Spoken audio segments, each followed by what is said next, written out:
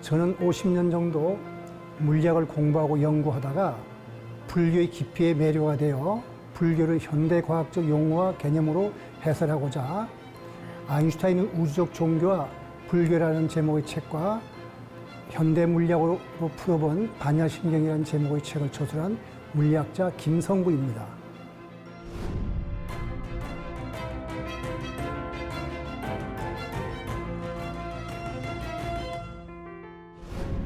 보통 SF 소설이나 영화에 보면 순간이동이라는 게 있습니다. 순간이동은 그냥 순간적으로 거기에 뭐가 나타났는데, 근데 여기에서 많은 사람들이 착각하고 있는데 물체가 이동했다고 생각하는데 그런 건 아니고, 순간이동이라는 말 때문에 그게 아니고 정보가 그렇게 순간적으로 거기에 나타난다는 그런 뜻입니다.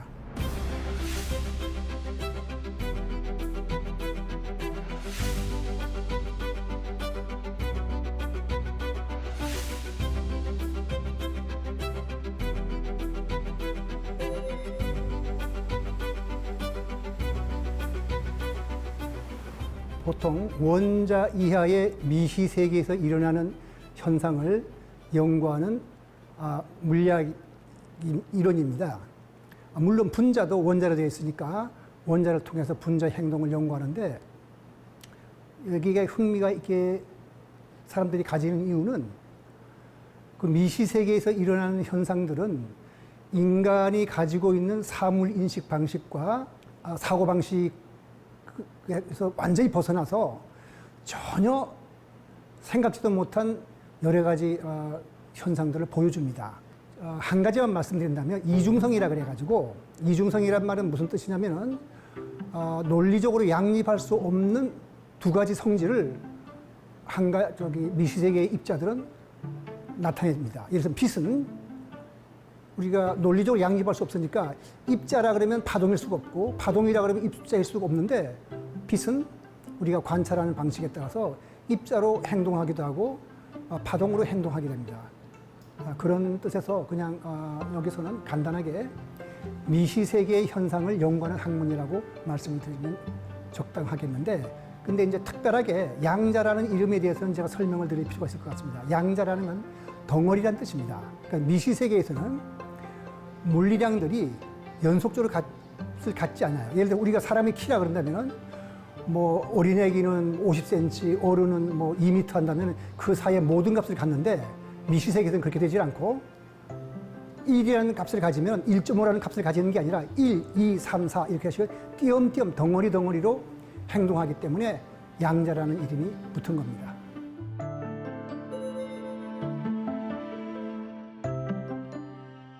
아까 제가 말씀드렸습니다마는 미시세계 양자 현상이라는 것은 인간의 사물 인식 방식이라든가 여기에서 사유 방식과는 전혀 다르게 행동합니다. 그러니까 굉장히 이상한 거거든요. 그래 그거를 어렵다 그러는데 어려운 게 아니고 양자 현상을 이해하려 드니까 어려운 겁니다. 예를 들어서 제가 설명드린다면은 중첩 현상이라는 게 있는데, 중첩이라는 것은 이런 전기 스위치를 예를 들죠. 우리 생각에는 전기 스위치는 꺼졌거나 켜졌거나 둘 중에 하나입니다. 꺼져 있기도 하고 켜져 있기도 하는 것은 우리 사물 인식 방식으로 없는 거거든요. 근데 미시세계 양자 현상에는 그런 논리적으로 양립할 수 없는 두 가지 현상이 함께 중첩이 되어 있습니다. 그럼 그걸 이해하려고 그러면 안 되죠. 이해하려고 그러니까 어려운 거거든요. 비유로 들어 말씀드리겠습니다. 누가 인도에 가서 코끼리를 보고서 신라시대 때 한국 사람이라면은 코끼리는 긴 코로 땅콩을 짚는다. 그러면은 코끼리를 보지 못한 신라 사람들이 뭐라 그러겠습니까? 그거 이상하구나. 그런 일이 있단 말이지. 이렇게 하면 어렵지 않습니다. 그런데 그걸 처음 들어봤다는 뜻에서 뭐 코로 땅콩을 어려운데 이와 똑같은 겁니다. 그러니까 물리학자들도 양자 현상은 이해 못 하거든요. 그냥 관찰한 사실을 물리학자들이 해설하는 거기 때문에 그냥 그런 거란 말이지. 우리 생각하고는 전혀 다른 이상한 현상이 있네. 이렇게 받아들이면 됩니다. 물론 양자역학을 이론적으로 설명하고 또는 그 연구를 하려면 그때는 물리학자들은 어렵다고 할 수 있지만 물리학을 양자역학을 해설하는 물리학자들의 해설에는 이론을 설명할 데가 없습니다. 그냥 이러이러한 현상들이 미시세계에서 일어났다 할 때니까 아 그렇단 말이지 하고 받아들이면 되니까 어렵다는 말은 사실은 잘못된 말입니다. 이해하려고 들면 어렵습니다.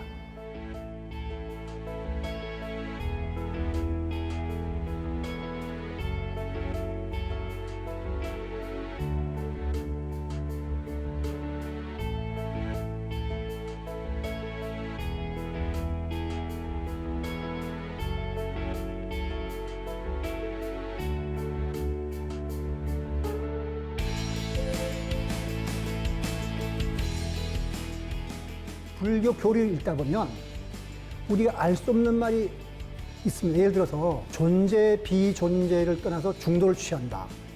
그 다음에 대승불교에서 많이 나온 말입니다만은 번뇌 즉 보리, 그 다음에 범부 즉 부처. 이거는 번뇌는 우리가 괴로운 거고 보리는 깨달음이 있어서 괴롭지 않은 거거든요. 근데 그게 같은 거다. 범부는 깨닫지 못한 사람이고 부처는 깨달았는데 범부가 즉 부처다면 우리 이해를 못합니다. 그런데 양자 현상을 들여다보면은 정말 그런 현상이 있습니다. 예를 들어서 이중성이 그런 것 중에 하나인데 빛이 파동이면 파동, 입자면 입자라야 되는데 입자이기도 하고 파동이기도 하고 그 다음에 중첩현상이라고 해서 제가 팽이가 시계 방향으로 돌기도 하고 시계 반대 방향으로 돌기도 하는 것은 불가능하다고 생각하는데 미시세계에서는 그게 중첩됩니다. 그런 거를 이해할 수 있는 어떤 그 눈을 우리 사람한테 띄워주기 때문에 양자역학 같은 걸 공부하면은 우리가 이해를 못하는 불교의 그 구절들을 보고서 자연현상은 이런 것이 있구나 하고 우리가 이해를 하게 됩니다. 그런 점에서 불교를 이해하는데 많은 도움을 주지요.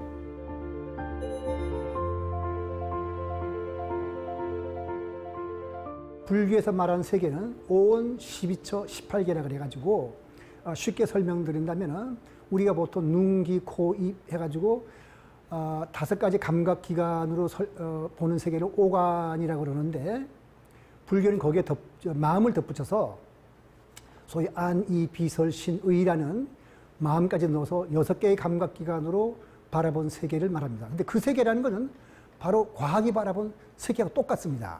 그런데 과학자들은 그 세계를 어떻게 보느냐면은 우리 눈이 좀 부족할 수가 있으니까 자를 발명한다든지 현미경이나 만원경을 발명한다든지 해가지고 우리가 눈으로 볼 수 없는 작은 세계나 큰 세계를 봐서 객관적으로 기술합니다.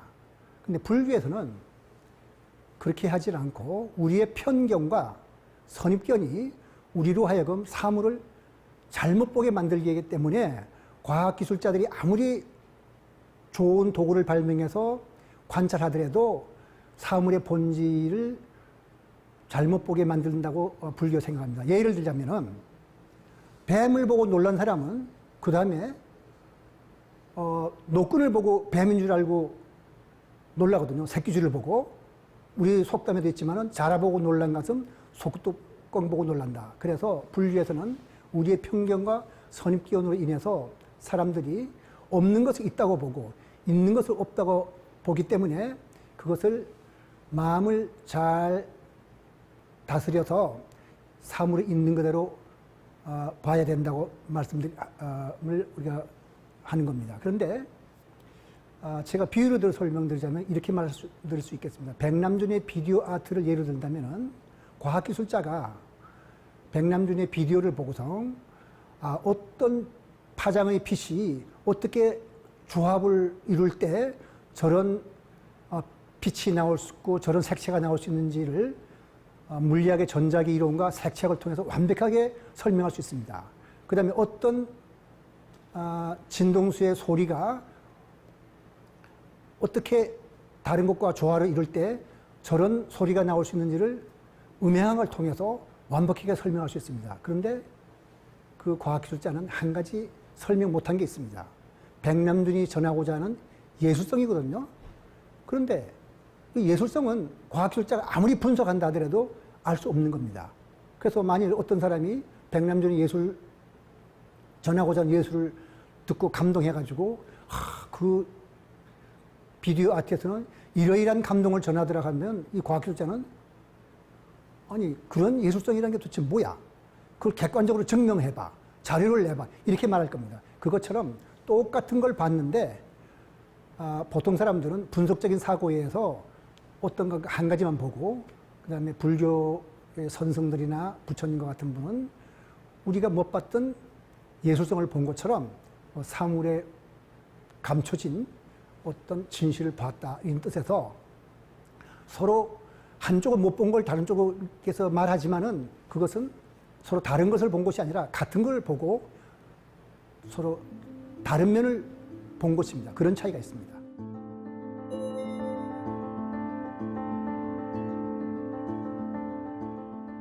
물리학자 막스 야머라는 사람이 쓴 아인슈타인과 종교, 그러니까 아인슈타인 앤드 릴리전이라는 책을 보면 거기에 양자의 각을 창시한 보아라든가 이런 사람들은 동양의 음양 조화서를 보고서 이것이 바로 사물의 진실이니까 이러한 원리를 바탕으로 양자의 각을 기술해야겠다 이렇게 생각했다는 설명은 거기에 나옵니다.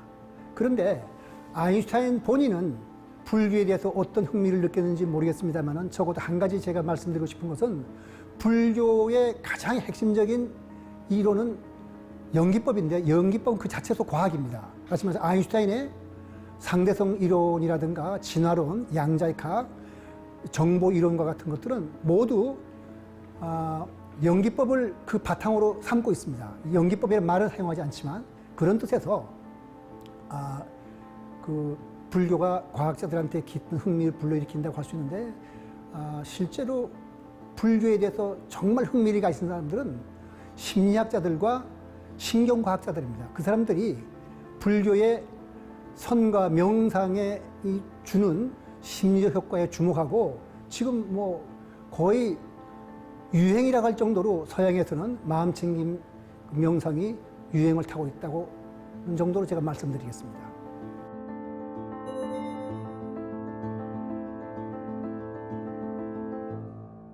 대학교 1학년 때 우연히 능엄경을 봤는데 그때 제가 알고 있는 학문적 깊이라든가 뭐 지식이라는 게 얕아서 저는 그리스 철학자들이 정말 논리적이고 기막힌 사람들이라 생각했는데 부처님의 설법을 들어보니까 그리스 철학자 이상으로 논리적이고 아주 그 사유가 명백해서 불교가 참 재밌는 종교구나 하고 생각했습니다. 네, 그러다가 대학교 3학년 때 양자역학과 상대성 이론을 본격적으로 공부할 때인데 반야신경을 읽게 됐습니다. 근데 반야신경의 내용이 양자역학과 너무 비슷해서 제가 깜짝 놀라서 앞으로 언제 기회가 있으면은 꼭 불교를 공부해야겠다는 생각을 하고 있다가 이제 대학교 졸업하면서부터 본격적으로 불교를 공부하면서 물리학과 병행해서 연구를 해왔습니다.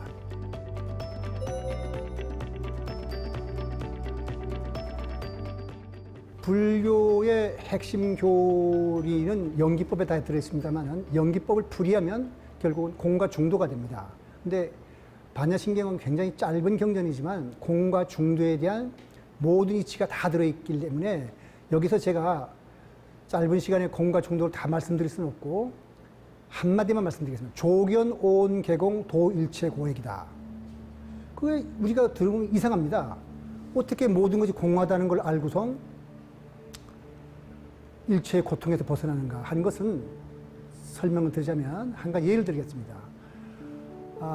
기원 후 한 4세기경에 지금 알렉산드리아의 도서관에 당대 최고의 지성인이라고 할 수 있는 히파티아가 있었는데 히파티아는 플라톤의 화신이라고 할 정도로 칭송을 받은 사람인데 그 당시 알렉산드리아의 주교인 키릴로스가 히파티아를 마녀로 지목하고 죽였는데 그냥 죽인 것이 아니라 일설에 의하면은 죽인 사람을 그냥 둘 수가 없어서 다 사금팔이로서 뼈를 발라내고 그것을 불태워서 갈아엎었다 그러거든요. 근데 왜 그냥 죽이지 않고 갈아엎었는가? 그거는 불교를 제외한 이 세상 모든 철학과 과학은 실체론적으로 세상을 봅니다. 어떤 실체가 있다. 예를 들면 유물론이라면 실체, 물질이 실체인 거고, 관념론이라면 영혼이라 이런 걸 말하는 거고 한데, 불교에는 공이라는 것은 바로 실체가 없다는 표현이거든요. 그렇다면 뭐냐면은 히파티아가 만일을 하더라도 실체가 없으니까 만일 잘못된 생각을 한다고 한다면은 교화에 의해서 고쳐줄 수가 있습니다.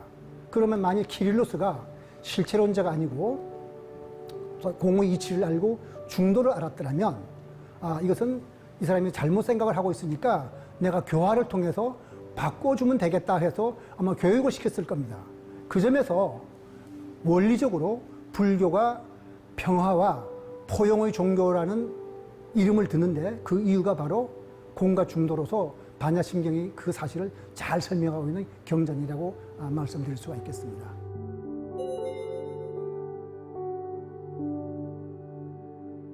네, 지금은 AI에 대한 얘기가 많이 나와서 소위 그 현실과 가상현실이 구별이 안 되는 그런 세계가 올 겁니다. 지금도 가상현실 속에서 내가 현실에서 만족하지 못한 여러 가지 욕구나 불만인 것을 충족시킬 수가 있거든요. 그런데 그 정도가 아니라 앞으로 인간은 반드시 그리스 신화에 나오는 신들과 같은 존재가 될 겁니다. 뭐 원하는 데 가기도 하고. 그런데 우리 인간의 마음이 현재와 같다면 그리스 신과 같은 존재가 된다 그래서 인간이 번뇌에서 벗어나고 행복할 건가 하면 그렇지는 않습니다. 그러면 결국은 인간은 궁극적인 평화와 행복을 원한다면 마음 공부를 해야 되거든요. 근데 마음 공부는 AI라든가 과학이 도와줄 수가 없습니다. 그러니까 불교는 아무리 AI가 발달해서 인간의 일자리를 뺏어간다고 하더라도 인간의 마음 공부, 소위 그 선과 명상과 그걸 포함해서 개정의 사막을 닦는 것은 누가 해줄 수 있는 게 아닌가. 인간 스스로가 자기 마음 공부를 해서 자기 마음을 다스려야 되죠. 그런데 또 재밌는 점은 이거 자체가 하나의 산업이 돼가지고 명상 산업으로 아마 커질 가능성이 있습니다. 그래서 불교의 역할이라는 것은 과학이 아무리 발달하더라도 어쩌면 더 커질 겁니다. 마음 공부라는 뜻에서.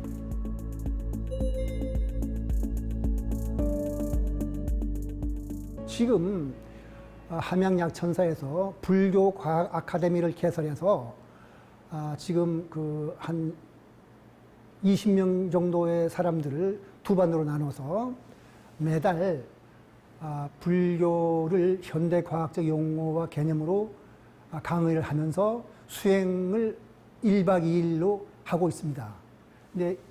근데 이제 작년부터 이 코로나 때문에 모일 수가 없어서 1박 2일로 먹고 자면서 종교 활동을 할 수 없으니까요. 지금은 유튜브를 통해서 강의를 하고 있습니다. 내용은 불교에 대한 3가지 오해라는 내용으로서 많은 스님들과 불교학자들도 오해를 하고 있는데 그게 뭐냐면 고성제, 인간은 괴롭다는 것을 염세주로 해석하는 사람들이 있습니다. 그것이 아니라는 거. 그다음 무아윤회. 무아윤회는 무아라면 누구라는 것이 없는데 누가 윤회를 한다는 말인가 하고 말하는데 이 생각 자체가 사실은 존재 중심의 세계관에서 나온 잘못된 생각이라는 것을 지적하는 것이고, 그다음에 무소유.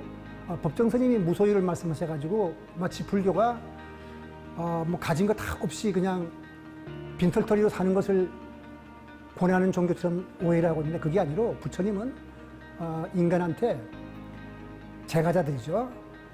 돈을 정직하게 많이 벌어서 좋은 일을 위해서 쓰라고 하시면서 돈을 버는 방법까지 설법하셨습니다. 그래서 불교에 대한 3가지 오해라는 제목의 강의를 유튜브를 통해서 마친다면 이제 반야심경을 좀 더 본격적으로 대중한테 전하고 싶어서 현대물리학과 반야심경이라는 제목의 유튜브를 한 1년간 강의할 예정입니다.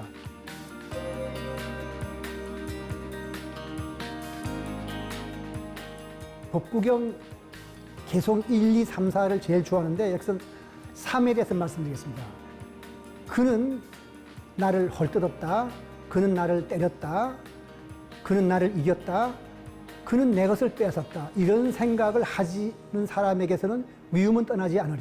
그 다음에 개송사가 바로 그런 생각을 하지 않는 사람에게서 미움은 떠나고 평화와 행복을 오리라는 내용인데, 왜 이런 이 개송을 제가 좋아하냐면은, 그 현대 의학을 공부한 사람, 의학자들 말을 들어보면은 인간의 병은 결국은 근원을 따져보면 용서하지 않는 마음이 그 근원이라고 합니다. 바로 그렇게 맺힌 마음을 풀어버리는 거. 그걸 법국경 개송 3과사가 읊어줬기 때문에 제가 제일 좋아합니다.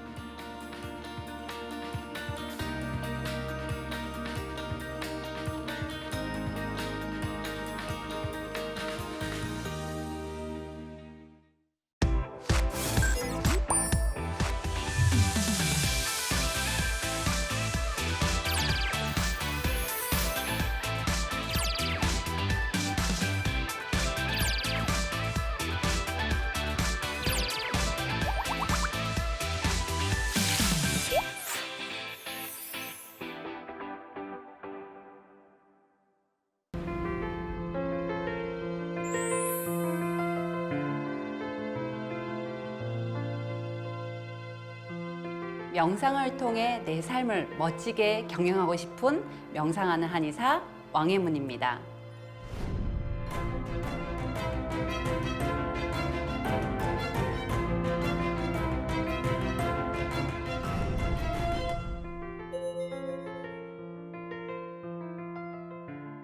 한의사로서 이런 코로나19에 대처하는 방법은 사실상 제일 첫 번째는 예방이라고 생각이 됩니다. 그런데 이게 예방이라는 것은 나 혼자 되는 것이 아니라 누군가랑 이렇게 같이 이렇게 사회적으로 주도적으로 누군가가 이렇게 같이 했을 때 이게 가능하고, 그리고 예방을 하기 위해서는 우리가 주도적으로 챙겨야 될 것이 바로 개개인의 면역이라고 생각이 되고요. 그리고 이 개개인의 면역은 어디서 오냐?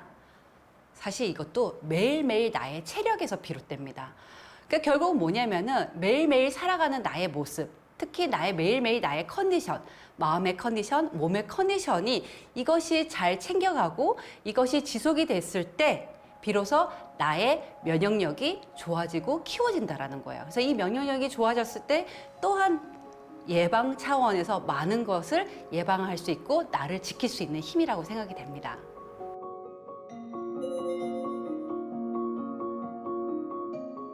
예를 들어서 제가 이런 표현을 많이 해요. 우리 몸은 마치 우리의 집과 같습니다.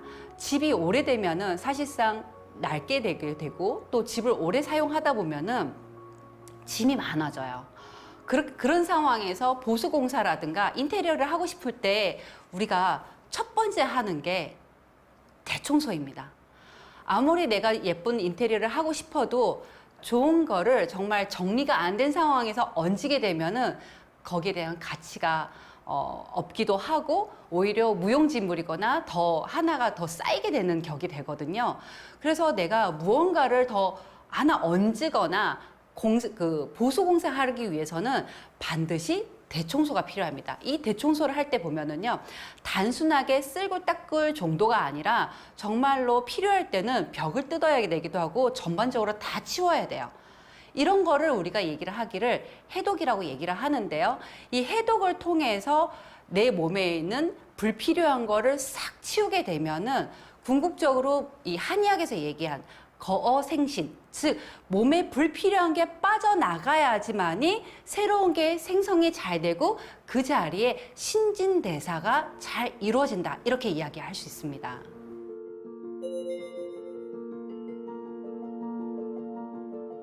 식이요법이라 해독 같은 경우에는 몸에 있는, 실질적으로 내 몸에 있는 불필요한 걸 내보내주는 거예요. 해독 식품 이렇게도 많이 이야기도 하고요. 어떤 식품들이 직접 이렇게 해독에 도움이 되나요? 하라고 질문을 준다면은 사실상 어떤 특정한 식품들이 이 해독에 탁월하다, 이렇게는 표현하기는 어렵습니다. 즉 뭐냐면은 이러한 식품들이 이 내 몸속에 있는 해독에 도움이 되는 간이라든가 장이라든가 호흡기라든가 소화기라든가 이런 부분에 그 영향력을 주기 때문에 그 역할을 굉장히 잘할 수 있게끔 도움을 주기 때문에 그 아이들이 내 몸속에서 해독 능력을 키워서 해독이 잘 되는 겁니다. 즉 우리가 해독을 할 때 이런 식품들 먹는 것도 굉장히 중요하지만은 해독에 앞서 우리가 해야 되는 건 뭐냐면은 우리가 이제까지 해왔던 거, 즉 나쁜 습관을 내려놓는 거예요.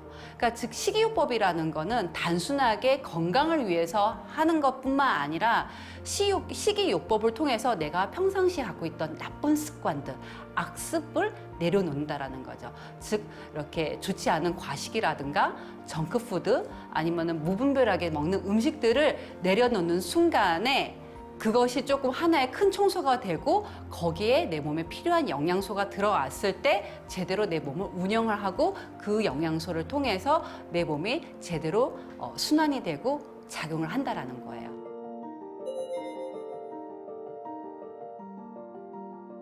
일단은 내가 몸과 마음을 정화하기 위해서는 내가 어떠한 불편한 생활 습관을 갖고 있는지를 먼저 바라보는 게 좋고요. 이것이 있다면은 관찰지에 이렇게 써보는 것이 굉장히 중요합니다. 내가 평상시에 어떠한 습관으로 일어나고 수면 패턴이라든가 활동 패턴, 먹는 패턴까지 이걸 좀 적어보는 게 좋고요. 왜냐하면 이게 적는다라는 거는 객관화할 수가 있어요. 그래서 내가 이를 평상시에 이렇게 먹고 있구나, 이렇게 활동하고 있구나, 이렇게 자고 있다구나 라고 볼 수가 있고요. 이거를 계속 쓰다 보면은 하나의 패턴이 리듬을 읽을 수가 있습니다. 일단은 현대인들은 가장 불편한 것 중에 하나가 땡기는 음식이에요. 그때그때. 즉 땡기는 게 뭐냐면 내가 너무 허기지거나 너무 스트레스를 받게 되면은 정말 정작 필요한 영양소가 아닌 감정이나 어떤 상황에 의해서 음식을 선택하게 됩니다. 즉 지금 내가 너무 굶주리고 있으면은요. 이 건강하고 맛있는 음식을 준비하기보다도 눈앞에 보이는 거, 즉 소화가 잘 되거나 빠르게 먹거나 아니면 내 기분 전환을 빠르게 할 수 있는 음식을 선택하는 게 그게 대부분이 맵고 짜고 기름지고 고칼로리라는 거예요. 그래서 이런 거를 먹다 보니까 내 몸이 자꾸 무언가가 불편한 걸로 쌓이는데 그 감정, 그 패턴을 알고 나면은 이거를 먼저 옆에 다 좀 내려놔줘야 된다라는 거죠. 이렇게 내려놓고 나서 내가 할 것은 뭐냐면은 그 뒤부터 이제 조금씩은 사실상 공부가 필요합니다. 영양소에 대해서. 그래서 균형을 잡으려면은 식이섬유, 채소와 과일이 들어가고요. 그리고 반드시 탄수화물이 들어가는데 여기에는 질 좋은 곡물들이 들어가야 돼요. 그리고 소량의 단백질, 육류 단백질도 좋고 식물성 단백질을 통해서 식단을 짜가지고 먹어야 되는데 중요한 거는요. 너무 무리하게 시작을 하게 되면은 우리가 뭐가 부족하게 되면은 굉장히 허기가 지면은 갑자기 그 계획이 무너집니다. 그래서 식단을 조절할 때는 반드시 안에 들어간 영양소가 제대로 꽉 차 있는지를 들여다 봐야 된다라는 거예요.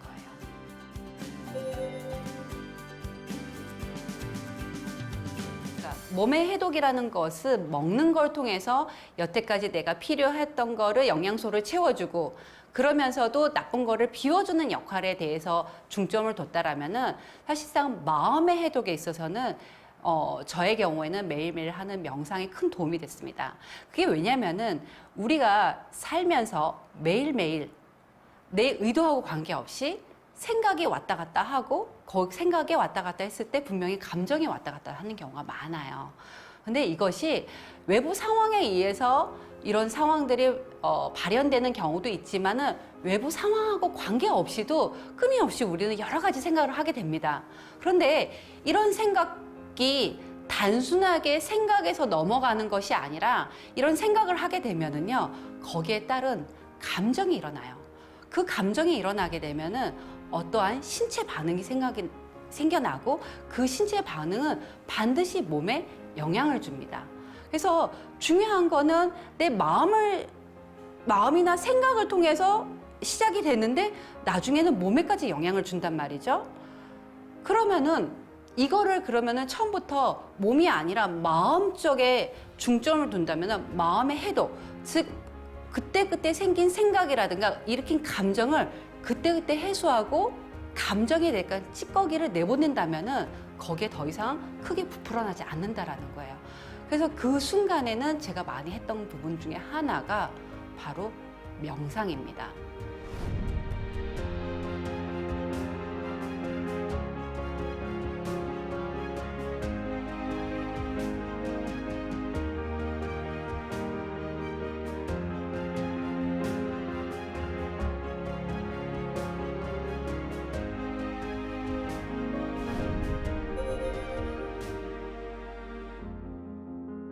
지금 이렇게 뒤돌아보면, 과거를 보면은 내가 인연이 있구나라고 생각을 하고 지금 이 순간에 있는 것 같지만은 매 순간 저의 선택이었거든요.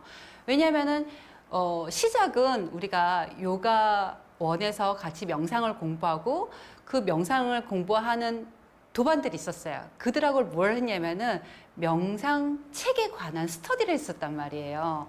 그런데 이렇게 4-5명이 모여서 스터디를 하는데 그 중에 한 분 선생님이 BBS 불교문화대학에 좋은 특강이더라. 여름 특강에서 같이 들으실래요? 라고 얘기했을 때 사실상 저는 그때 노라고 대답했어요. 왜냐면은 그 다음날에 제가 중요한 스케줄이 있기 때문에, 고정 스케줄이 있기 때문에 그 목요일 날에 시간을 내기가 조금 어려웠거든요. 그래서 저 빼고 나머지 4명 선생님이 그 특강을 듣게 됐어요.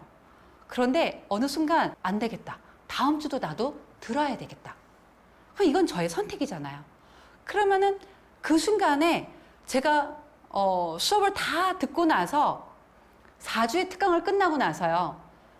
그 다음 달 9월 달부터 가을학기가, 불교대학 가을학기가 개강을 한대요. 그냥 그 자리에서 등록을 했다라는 거예요. 그게 되게 웃겼던 거예요. 그렇게 해서 그들은 딱 그냥 정말 특강만 듣고 끝났고, 저는 그 계기로 바로 안내를 받고 가을 학기에 학교를 입학하게 됐죠.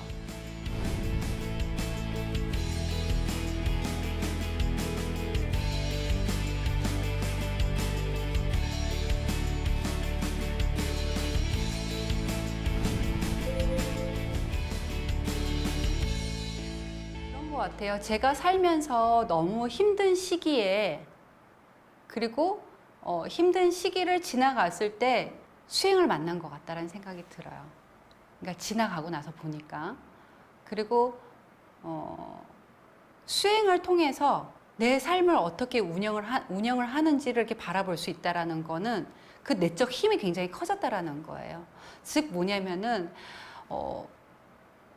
내가 살아가는 동안에 계속 내 마음은, 대상이 계속 외부에 향해 있었던 내 마음이 이런 불교 공부라든가 이 명상을 통해서 이런 마음들이 안으로 들어오고, 안으로 닿았을 때는 진정 내가 원하는 게 뭐고 내가 정말 무엇을 위해서 살고 있는지를 나하고 진지하게 대화를 한다라는 거예요. 근데 지금까지는 살면서 그런 적이 없었는데 이 명상을 통해서는 정말 어찌 보면은 나와 제일 가까운, 아니면은 나와 제일 먼 사람이 또 내가 아닌가. 그러니까 즉 뭐냐면은 내가 가장 내 마음을 몰라줬던 게 아닌가 싶기도 하더라고요. 명상을 통해서는 무엇보다도 내 마음을 알아주고 내 마음의 문을 두드렸을 때 진정 그 안에 있는 그가 나한테 해주는 말에 대해서 귀 기울였을 때 정말로 내가 나로 정말 제대로 살고 나가지 않나라는 생각이 듭니다. 네. 지금 현재 명상이 굉장히 많이 보급되어 있어서 명상을 많이 접할 수 있는 기회가 많지만, 사실상 우리가 명상을 하기 위해서는 반드시 불교 교리가 수반이 돼야 된다는 거를 지금 되게 많이 알아차렸는데, 많은 분들이 이제 오해하는 부분 중에 하나가 명상을 하게 되면은 무엇이 좋아진다, 이렇게 얘기를 많이 하기도 하고요.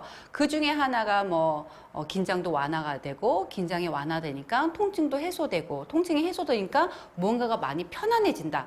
이것도 명상이 갖고 있는 하나의 요소 중에 하나고 장점 중에 하나인데, 사실상 우리가 명상을 하기 이전에 불교 교리라는 것을 왜 배워야 하냐면은 있는 그대로 보기 위해서 수행을 한다라는 거예요. 그래서 이거를 우리가 있는 그대로 볼 수 있는 능력이라는 건 뭐냐면은 앞에 지금 펼쳐진 상황에 좋다, 나쁘다라는 꼬리표를 붙는 게 아니라는 거죠. 그래서 좋다, 나쁘다라는 거는 전적으로 내 개인적인 내 마음에서 올라오는 판단이거든요. 그래서 오해를 하지 말으셔야 되는 거는 명상을 통해서 굉장히 모든 거를 긍정적으로 바라보는 건 아니라는 거예요. 분명한 거는 불편한 거를 올라갔을 때는 불편하다라는 거를 있는 그대로 받아들일 줄 알아야 되고, 싫으면 싫다라는 걸 받아들여야 되고, 화나면 화난다라는 거, 좋으면 좋다라는 걸 있는 그대로 볼 줄 알아야 된다라는 거예요. 근데 이거를 그냥 명상을 했으니, 나는 이런 공부를 한 사람이니 모든 세상에 일어난 일을 다 좋게 봐야 돼, 이렇게 보면은 부작용이 생길 수 있다라는 거예요. 그 시점에 저는 이제 불교 대학에 들어가서 그런 교리를 배우고 12연기라든가 또 유식학이라든가 또 여러 가지 그 불교에 관한 내용들을 배움으로써 통해서 아직은 미흡하지만은 조금은 그 지혜의 눈이 살짝 떠졌다고 얘기할 수 있다고 조금 표현할 수 있습니다.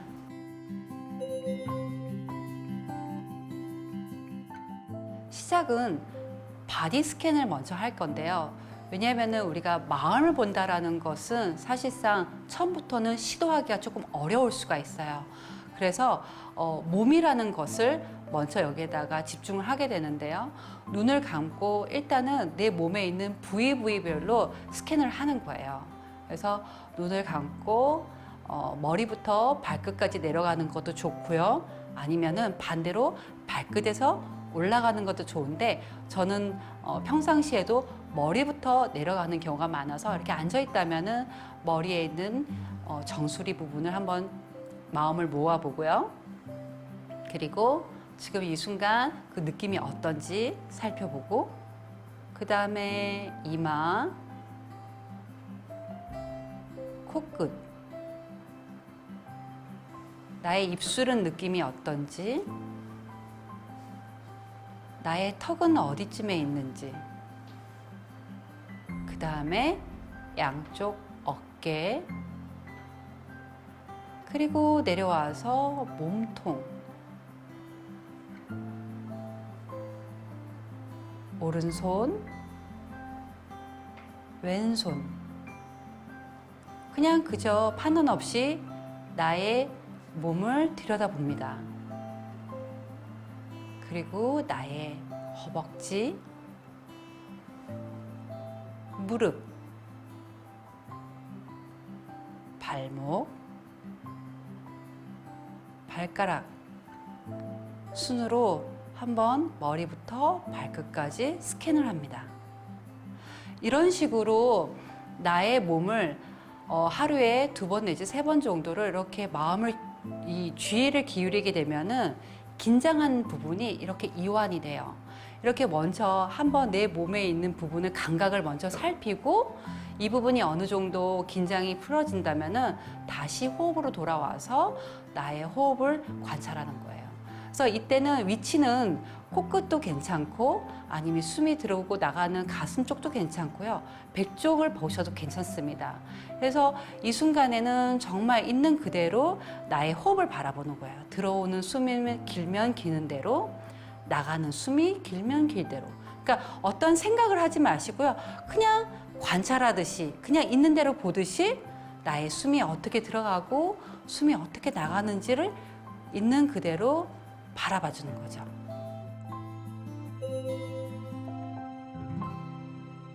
지금 제가 하고 있는 일은 사실상 한의사로서 이제 건강 관리라든가 주변 사람들한테 이런 건강 전도사로서 일도 하고 있지만은, 더 나가서는 이 우리의 몸이라는 거는, 이 질병이라는 거는 아픈 것만 치유하는 것이 아니라 사실상 예방으로부터 시작이 돼야 되는데, 이 예방은 어디서부터 오면 마음 관리에서부터 옵니다.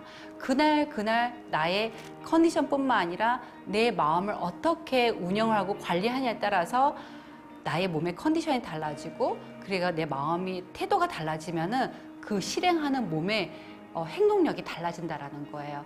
그래서 지금은 어떻게 긴 계획보다도 짧게는 궁극적으로는 수행을 조금 더 집중적으로 하고요. 그리고 더 나아가서는 사실상 저의 직업인 한의사로서 많은 걸 지금까지 제가 경험한 것들을 다 이렇게 한데 묶어서 정말 이제는 보는 환자분들한테 이것저것 좋은 걸 다 갖다 주는 것이 아니라 지금 제 앞에 내담자가 왔다라든가 아니면 환자분이 다 왔다라면은 지금 이 사람이 당장 할 수 있는 것, 그리고 이 사람이 그거를 통해서 더 나갈 수 있다면은 그거를 먼저 줘야 되고 그거를 먼저 처방을 해야 된다고 생각이 됩니다. 그래서 지금 하는 공부는요, 결과적으로 여러 가지로 제가 이렇게 경험을 해보고 어찌 보면은 이 모든 공부가 사람 공부라는 생각이 들어요. 사람을 잘 알아가고 그 사람을 잘 이해하고 그 사람이 무엇을 필요한지, 그리고 그 사람이 그것을 잘 먹고 소화할 수 있는지, 지금 내가 주어진 미션이 이 사람이 충분히 수용하고 받아들일 수 있는지, 이거를 이제 알아가는 것이 지금의 어찌 보면 저의 숙제라고 생각이 됩니다.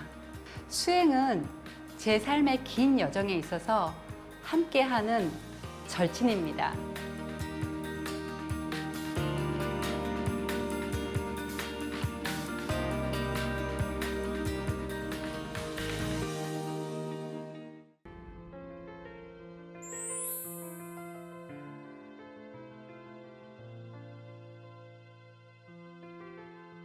제가 갖고 있는 모든 시간과 노력을 그림에 바치며 산다. 새내기 올림파 화가 한생곤입니다.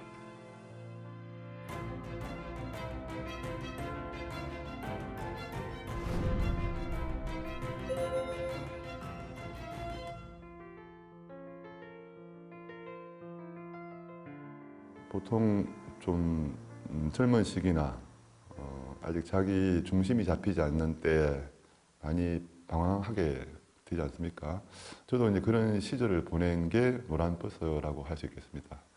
그리고 그 이후 아버지가 먼저 돌아가셨기 때문에 이제 어머니가 많이 외로워하시고 허전해 하시는 걸 제가 좀 채워드려야겠다. 제가 또 장남이기 때문에 또 그런 책임감도 있고, 또 그동안 그 버스 여행을 통해서 충분히 자유롭게 제 뜻대로 살았던 바가 있기 때문에 이제는 좀 마주로서도 역할을 해야 되겠다 하는 마음이 들었습니다.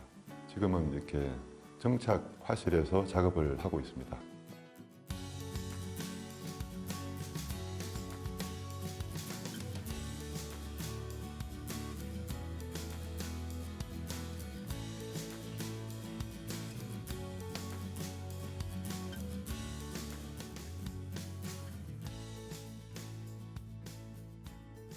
화실 이름은 굳이 제가 뭐 정하지 않아도 됩니다. 그냥 뭐 한생곤 작업실 정도면 되는데, 굳이 제가 석주화실이라는 이름을 붙인 이유는 그 석주라고 하는 이름이 저의 어렸을 때 이름입니다. 그래서 제가 공식적으로는 지금 이름을 쓰고 있지만 그 친척들이나 가족들은 어렸을 때부터 저를 주야라고 불렀습니다. 근데 그 이름이 저희 외할머니께서 어떤 스님한테 이렇게 의뢰를 하셔가지고 지은 이름이라고 합니다. 근데 그 이름이 석장석에 두루주자라는 의미가 있어서, 그 석장은 도사나 중이 짚는 지팡이라고 하는 뜻을 갖고 있습니다. 지팡이를 짚고 두루 돌아다닌다 하는 의미가 저희 노란버스 여행이나 또는 제가 그림 그리는 입장에서 저 내면의 많은 생각, 상념의 여행과 통하는 것 같아서, 또 외할머니의 어떤 그런 인연과 은혜를 좀 기억하고 싶어서 그 이름을 화실 이름으로 제가 붙여봤습니다.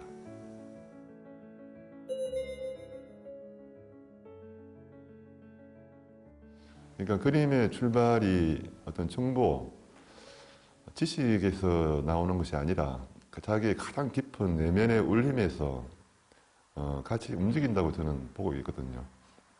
근데 우리나라라는 이 근대 역사를 보면, 근현대 역사를 보면 오랜 그 전통이 서구화 되는 과정에서 많이 이렇게 좀 불안정해진 부분도 있고 또 끊어진 부분도 있어요.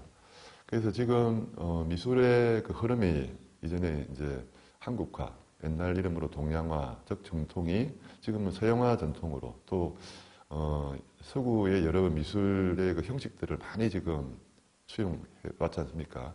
그러다 보니까 작업을 하는 입장에서 작업의 소재와는 좀 다르게 아시아인의 정체성이랄까 우리 문화의 정체성에 관한 고민들이 제가 계속 있어 왔어요.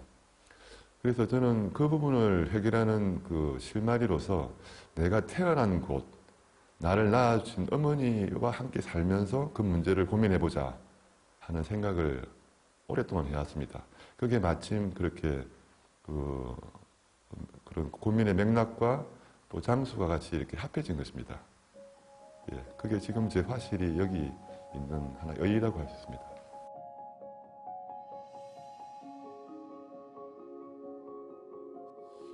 불교 문화하고는 좀 인연이 있어서 제가 이제 원고 사파부터 이렇게 이제 보내기 시작했는데요. 어떤 그림 꼭지를 하나 맡고 있는데 뭐 혹시 또 새로운 그런 기획이 있으면 이야기해 달라고 해서 제가 삼국유사라고 하는 테마로 그림을 그리면 어떨까요? 해서 이제 시작됐죠. 근데 이제 이 21세기 현대에서 갑자기 삼국유사가 왜 나오느냐. 근데 그 부분인데 그거는 제가 윤후명이라는 소설가 선생님이 쓰신 삼국유사 읽는 호텔이라는 작품을 읽고 되게 감동을 받았습니다. 그래서 이 문인들이 이런 우리나라 역사에 관해서 되게 일찍 이렇게 관심을 가지고 고민한 거에 비하면 제가 너무 거기에 대해서 무지하고 또 뭐랄까 부끄러움을 느꼈어요. 그래서 비록 늦었지만 지금이라도 미술 쪽에서도 그 삼국유사를 좀 다뤄보면 어떨까 하는 생각으로 제가 용기를 내서 한번 시작해보게 됐습니다. 일단 제가 너무 그 지식이 부족하고 그 다음에 한 달이라고 하는 시간이 너무 짧았어요. 그리고 그 삼국유사의 이 내용들은 학자들끼리도 해석이 분분한 그런 면도 있고 그 다음에 거기에는 많은 그 신화 전설 그 다음에 환타지들이 있습니다. 이게 되게 문학적이고 그걸 갖다가 한 화면에 이렇게 정지 화면에 압축해서 표현한다는 것이 대단히 어려운 작업이었어요. 제가 108점 정도로 해서 삼국유사 3부작을 꼭 한번 전시를 해보겠다는 그런 원을 갖고 있습니다.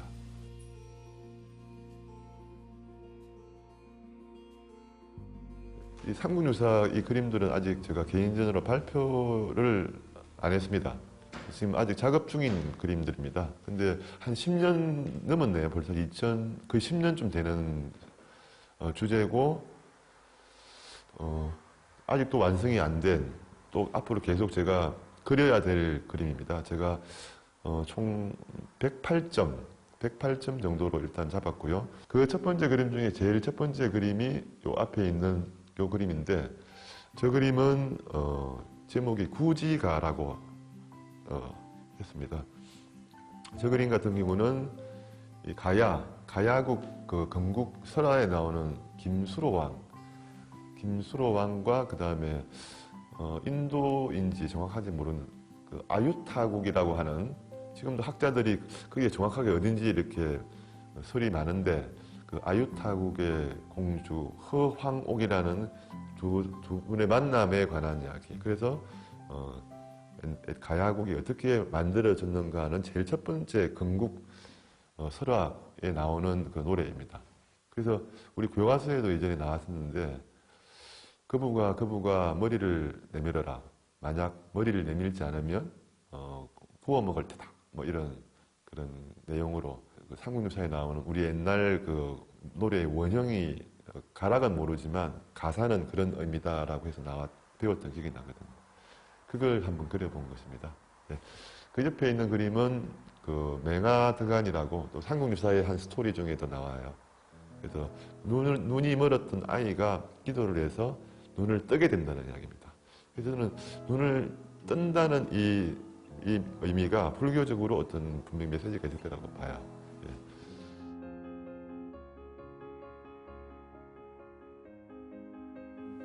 제가 이제 84년도 대학을 들어갔는데 그 당시에 학내 분위기가 거의 전쟁터였습니다. 이게 학교인지 뭐 전쟁터인지 모를 만큼 군인들하고 학생들이 대치하는 상황에 그때 제가 뭐랄까 이념에 대한 고민을 많이 했던 것 같습니다. 이념.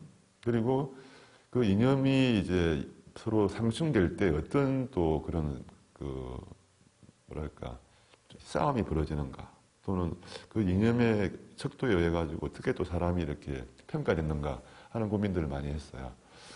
근데 그때 제가 결국은 상처를 받은 입장이 됐습니다. 또는 상처를 준 입장인 것 같기도 하고. 그래서 이제 제가 그 내용이 제 석사 논문에도 썼는데 그 이후에 개종이랄까 어떤 하나의 종교를 갖고 있는 사람이 그 종교를 버렸을 때 생기는 그 거대한 공허감이 있습니다. 자기가 믿고 있었던 것을 떠났을 때 생기는 큰 그 뿌리가 파인 땅을 보는 것 같은 그런 느낌이 있어요. 그 공허감들로 되게 괴로워할 때였는데 그 즈음에 저희 외할머니께서 털어놓으신 큰 스님들의 그 법문 테이프에 나오는 그 말씀들을 듣고 그 공허가 많이 이렇게 위안을 받았습니다.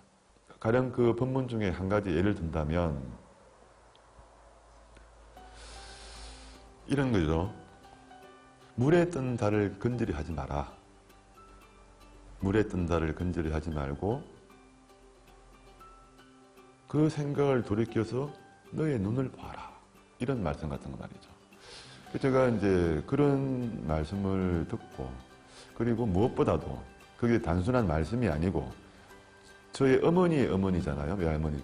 그 외할머니께서 굉장히 마음을 다해서 그걸 청취를 하시고 또 이렇게 높이는 모습을 보면서 되게 저도 그런 부분이 생겼습니다.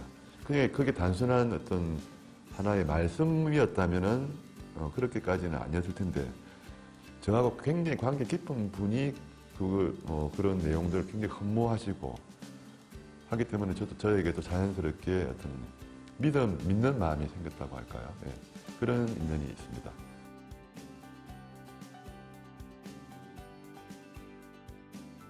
소가 자기의 모든 걸 다 세상에 바치고 마지막으로 귀한 때까지 갔는데 너무너무 아무것도 나오지 않으니까 개도 쳐다보지 않는 그 하얀 뼈에 관한 이야기입니다.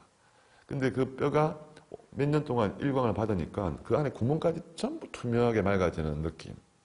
저는 그게 바로 그림 그리는 사람의 마음자리를 보는 거예요. 제가 본 게 바로 그것이었어요. 근데 제가 갖고 있었던 그림에 대한 생각은 많이 먹으려고 하는 마음, 인정받으려고 하는 마음. 이게 상당히 많이 제가 그 불교 공부를 하면서 좀 없어졌다고 생각했는데 어느 순간 보면 이 소가 죽고 난 다음에 처음에 그 안에 피가 들어가 있어요. 그 식당 하시는 분들 보면은 핏물을 빼요. 그 핏물을 뺀다는 말은 그 안에 있는 우리가 이제 불교 공부를 한다면은 내 마음 속에 있는 뭔가 때 같은 걸 빼는 것 같은 메커니즘으로 이해를 하는 겁니다. 그 다음에 그게 빠지고 나면은 사람이 이렇게 뭐랄까 핏기가 없어지는 거죠. 뭔가 이렇게 어떤 세상에 대한 욕망이랄까 이런 게 사라지는 좀 뭐 상당히 줄어드는 거죠. 근데 그 상태에서 다시 그걸 끓인다고 했을 때 이거는 또 다른 어떤 질적인 전환을 의미합니다. 그리고 그것을로 뭔가를 차려 음식을 내놓지 않습니까? 저는 제가 생각하는 미술의 궁극적 경지랄까 아름다운 미술의 어떤 자리가 아름다운 이유는 핏기가 빠진 마음으로 무심하게 그림을 그리는 그 상태가 너무 뭐랄까 좋기 때문에 이 그림이 사회적으로 여전히 살아남은 게 아닐까 하는 그런 가정법입니다. 예, 저는 그런 부분에 대한 하나의 이상을 갖고 있어요.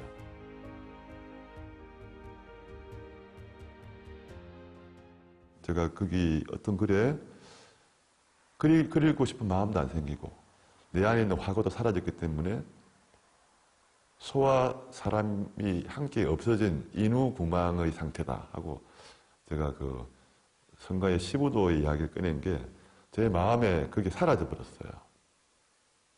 그러니까 그다음부터는 저는 이제 화가가 아니었어요. 저는 그냥 살아있는 사람이었을 뿐이에요. 저를 규정하지 않는 거예요. 그 상태에서 뼈가 보인 거예요. 그러니까 사라졌는데 남아있는 거. 연결점이 찾아진 거예요.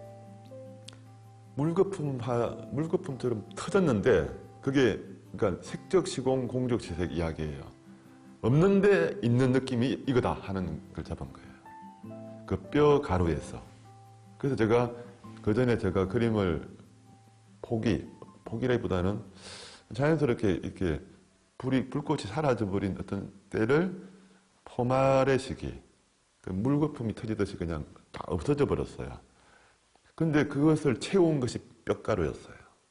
그러니까 그 앞쪽을 공으로 보면은 이쪽은 세계다. 그러면서 제가 바탕의 문제가 해결됐다고 생각했습니다. 그때가 제 나이가 한 35세. 그러니까 그때부터 또 다시 그림에 대한 뭔가 이렇게 다시 일렁거리기 시작했습니다. 예.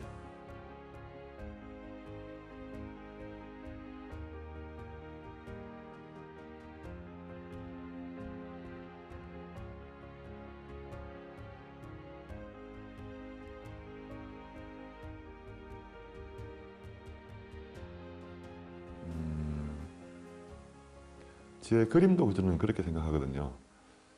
그러니까 그냥 우리가 타고난 본성, 신신명인가 그런 책에 보면 근본으로 돌아가면은 뜻을 얻고, 귀건덕지 수조실종, 비춤을 따르면 종을 잃는다.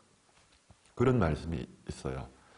여기서 이제 불교 공부가 항상 근본 자리에 대한 그 근원적인 그 부분을 이렇게 터치를 못하면 계속 이렇게 엄한 소리를 한다는 그런 가르침인 것 같습니다.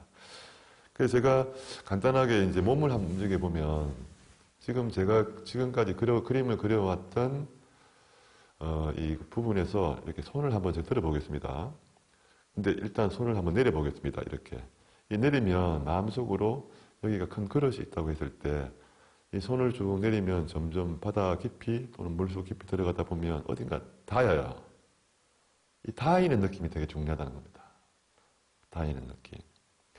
이 닿이는 느낌에서 이게 다시 이렇게 올라와서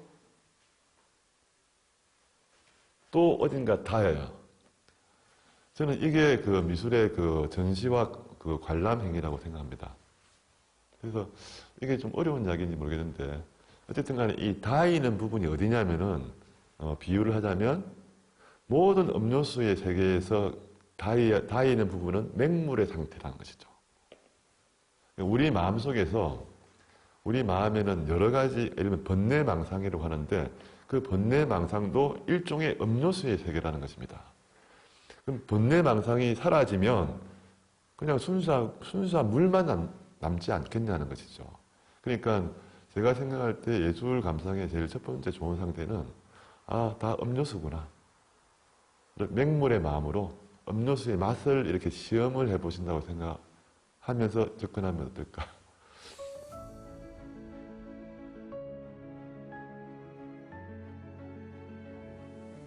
인간이 참 되게 불가사의한 그런 측면이 있는데 미술이라고 하는 것도 그 불가사의한 측면하고 연관이 되어 있다. 그러니까 예를 들면 AI라고 했을 때 얼마 전에 바둑이 졌다는 말 듣고 지금은 또 이제 그 컴퓨터가 그림을 그린다는 이야기도 있어요. 맞아요. 되게 재미있는 일들이 많이 벌어질 것 같습니다. 근데 저는 그에 대해서 전혀 어떤 감동을 받은 적이 없어요. 중요한 것은 컴퓨터는 눈물을 흘리지 않는다는 것입니다. 네. 저는 그게 우리 미술이나 예술이 갖고 있는 최후의 어떤 매력이 아닐까. 불교 용어로 하면은 대비, 대자 또는 혹시 대자, 대비 어떤 게 먼저는지는 잘 모르겠어요. 근데 제 느낌으로는 대비가 먼저인 것 같아요. 그러니까 큰 슬픔 이후에 큰 자비가 말에 좀 논리적 순서가 맞지 않는가. 근데 컴퓨터 이런 4차 산업은 그 그 기계한테 어떤 대비가 나올 수 있겠냐는 겁니다. 그냥 그것 하나의 통제나 어떤 방편, 수단과 방편, 예, 그런 영역이지 본질과 영혼의 영역이 될 수 없다고 보는 거예요. 그래서 그 인간의 정신 중에서 최후의 어떤 보루는 인간 자체의 어떤 본질을 잃지 않는 그런 측면일 텐데, 그런 부분에서 저는 예술 쪽이 그 영역을 저는 맡고 있다고 봐요.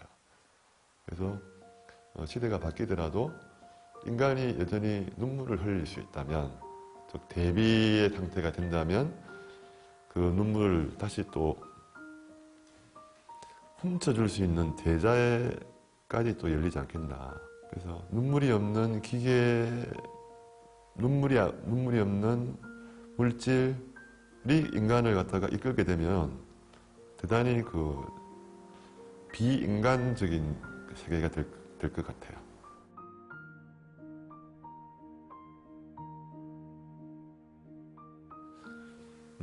제가 아까 드린 말씀 중에서 외할머니와의 6년 반 시기 동안에 큰 스님들 법문을 제가 들으면서 마치 서당계 3년 풍을 얻는다는 격으로 저도 모르게 이제 그걸 따라하게 되더라고요. 그 중에서 저한테 아주 지속적으로 그 힐링의 효과를 줬던 개성이 하나 있습니다. 춘일 훈풍 사사록이요 하무 초종 방목으로다 추야 비유 자 규례한데 동천 한월 만 고명이로다. 이렇게 이제 하셨어요.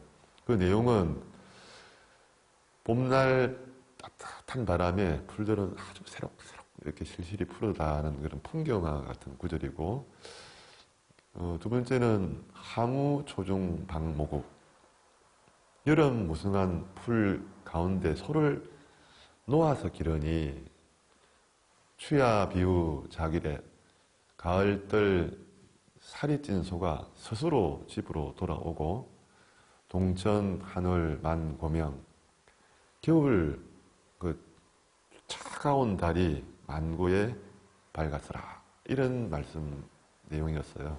저는 이 시가 그 당시에 내가 어떻게 살아야 될지는 잘 모르겠으나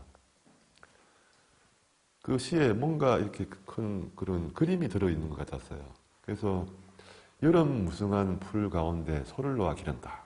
그때 제가 30대였거든요. 난 30대를 어떻게 보내야 될지는 잘 모르겠으나 이 19절처럼 무성한 풀이라고 하는 것은 많은 책일 수도 있고 또 많은 또 이런 강연일 수도 있고 또 많은 경험일 수도 있는 거죠. 이런 무성한 풀 가운데 소를 놓아 기른다는 것은 자기를 닫지 말고 광활한 어떤 정보의 바다든 어떤 자연 환경이든 또는 외국의 경험이든 자기를 계속 풀어 놓아서 방모구 소를 키워가는 그런 시기로 보내면 좋겠다 하는 말씀이 저는 굉장히 위안해졌어요. 그 내용이 충실하다면 추야 비유 자길에 가을들 살이 찐 소가 누가 시키지도 않았는데 저절로 집으로 돌아온다. 이 말씀은 근본 자리로 돌아온다는 뜻 같습니다. 예. 그리고 마지막에는 무인지경입니다. 그냥 달만 환하게 밝아 있는 그런 시인데 참 되게 쉬우면서도 그분의 수행의 세계가 느껴져서 지금도 참 좋습니다. 예. 그 개성을 나누고 싶습니다.